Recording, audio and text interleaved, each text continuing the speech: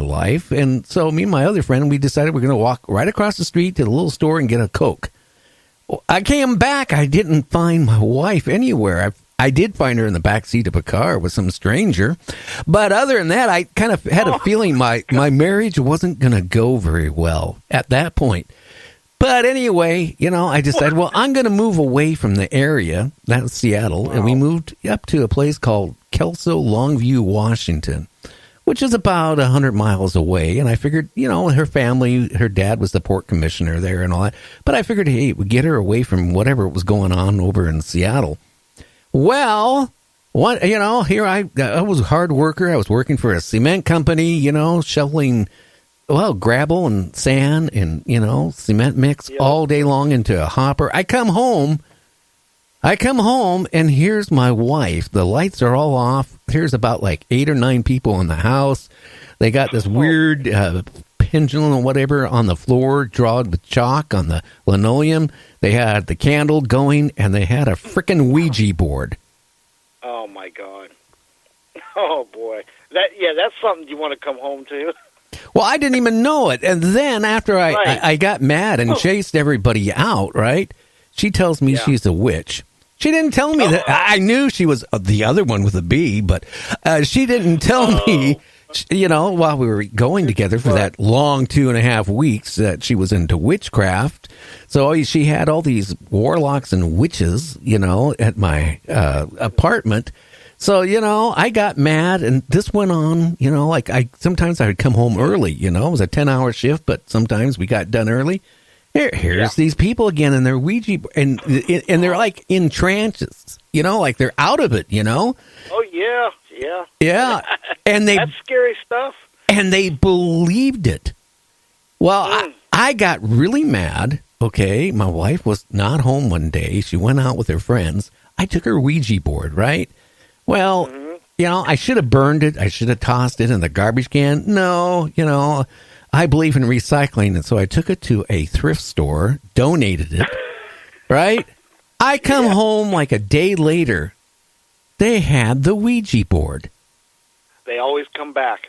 And everybody's looking at me, and I said, "Where did you get the Ouija board?" They said, "Well, we found it, because one of the other people got a Ouija board, and it told us where you donated it, where you got rid of it at." And I'm going, "Oh, these people are really freaky." So I tell you what I did to the Ouija board after that. What'd you do? I burned it. There you go.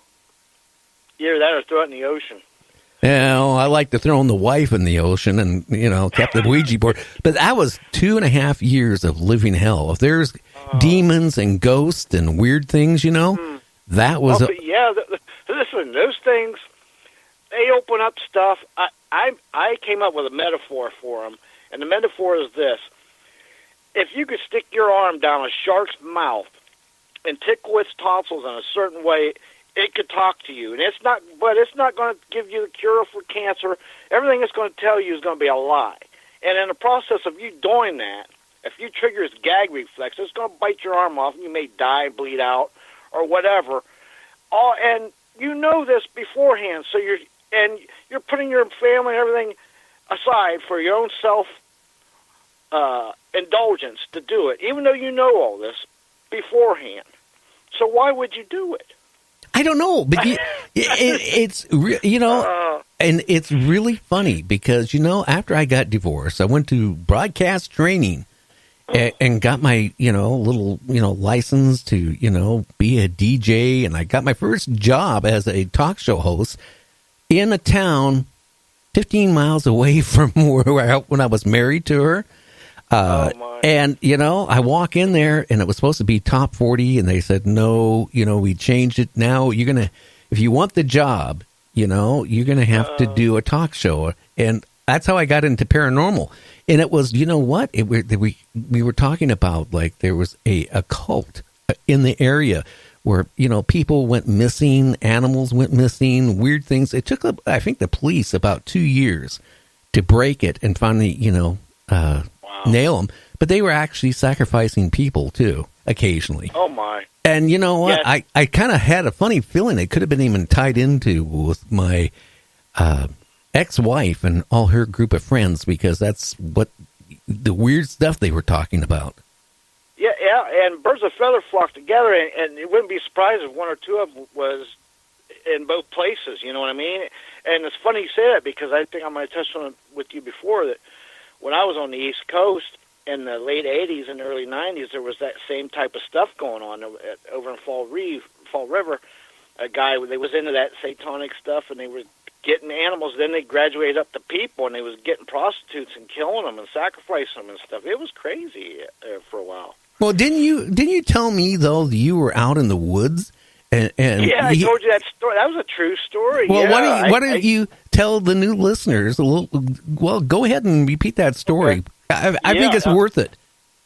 Well, when I moved to the East Coast, I got a job that moved me to the East Coast, and I was my own boss, and I had a few people work for me. So, and I had one friend that lived over there, so he knew all the local, legends and lore and haunted places that, that's not, everybody don't know. And I looked at him as like my scout. So he would give me every weekend, I would go, and I did all this by myself. I did most of for the first 12 years, probably all by myself, probably 99% of it. So he would give me locations, and I'd go check it out. Well, this was 88 or 89 Halloween. And I said, give me something good, you know what I mean? So he gave me directions, and usually he would show me or come with me, but he said, no, I'm not going with you, give me your directions. So I go there, it's out in the woods. It was in Rhode Island, just a little hick town out in Rhode Island, northwestern Rhode Island, I can't remember exactly. But anyway, so I go there, and it's, 11:30, 11:45, somewhere in that range. So I get out, and I could faintly hear something, and I went up this little hill, and I'm getting closer and closer, and I could hear it more and more, and I could see when there's a fire behind like a hill, you can see like a glow. I could see something. So then I get down, I'm crawling, and I peek up over the log, and I count them, there was 13 of them. They was running around circles and chanting, and there was a goat there, and they had a big old dagger and a big old fire, and I was thinking, what the hell am I got me into? And then I was thinking, you know what, I'm backing out of here, because who am I to interrupt these people's barbecue at midnight on Halloween, dressed in robes, chanting with a fire and a dagger and a goat? I'm like, no, I backed out of there real quiet and slowly. And the kicker of the whole story, I didn't put anything together with none of that until 3 years ago. I seen the movie Conjuring. It was talking about the Perrin family. It's from Rhode Island. I started reading up. I was like, holy cow. That was the same woods where I was at. But there's still covens and people practicing that stuff to this day. They go out in them woods and they do all kind of crazy stuff over there. I didn't know it. I was just stupid and young. I was like, but whenever when all them pieces came together, like 3 years ago when that movie came out, I was like, oh my God, that was crazy. I almost fell in the chair. I was like, wow. And I was like, my friend, what were you trying to get me into? And I think his sister's boyfriend or something, or his cousin's boyfriend was part of that, and that's how he knew about it. He said they go out there and would do all kind of crazy stuff. And I was like, well, thanks a lot. You could have got me barbecued. I backed out. That was like a bad scene of a bad movie. I was like, oh hell no, I'm getting out of there real quick. But that happened. That was crazy. Well, you know what could have been really bad is, besides you maybe being part of the barbecue, which actually they wouldn't have done that. They just would have removed your heart. That's all. That's all. Cut your heart out with a rusty old knife. It's probably dull. That's what they would have done, James. And you would have been screaming. You would have been screaming and saying all these bad words while they're cutting your heart out. And then they got your heart in their hand, and it's still beating. And you're saying, "Oh my God!" Then you drop over dead. I seen a movie about 2 years ago. It had Peter Fonda in it, and who else was in it? Peter Fonda and Oh, who was it? Man, I can't think. Anyway, it was Peter Fonda, some other guy, famous actor, and they had their wives, and they went on like a weekend vacation with their RV out in the woods, and it was about the same type thing. There was people out in the woods doing that crazy stuff, and they caught them. They caught them sneaking on it. They didn't catch me. I was like, oh hell no. Well, you lucked out, because you might be not talking to me right now, and you wouldn't be doing any ghost hunting or nothing. Just think of that. You lucked out. Yeah, God was on your side. I'm an old country boy. I grew up in the woods, so I'm always extremely quiet and very, very aware of my surroundings. So I wasn't like just rushing up on them, making no noise. I was very stealthy going in and even more coming out. Yeah. I was so glad to get in my car and get the hell out of there. Oh, my. I bet you had nightmares on that one, too, afterwards. Listen, I still have visions of that. I really do. I mean, I was like, I still have visions of that night. Because it was in the middle of nowhere. I'm out on top of a little knoll of a hill. God, it was at midnight on Halloween. On Halloween. Yeah, that's the best time, too. But you know what? The thing is, if they would have got you, then they wouldn't have sacrificed they would have sacrificed the goat, but then they would probably just barbecued the goat, and then had goat and, mutton or whatever, and then you would have, just think about that. Yeah, right. And listen, when I put all them pieces together 3 years ago, I about fell out of chair because I was like, oh my God. I knew that he told me there was, people still doing that stuff, but I didn't connect that with the land because it's right there on that land where all that crap happened. Whether that's all true or not, but I know one thing is true. What I saw was true. Were they in robes too and all that? Yeah. Oh yeah, they had their little gear, their little matching robes. One of them was, except the one of them had it was a different color.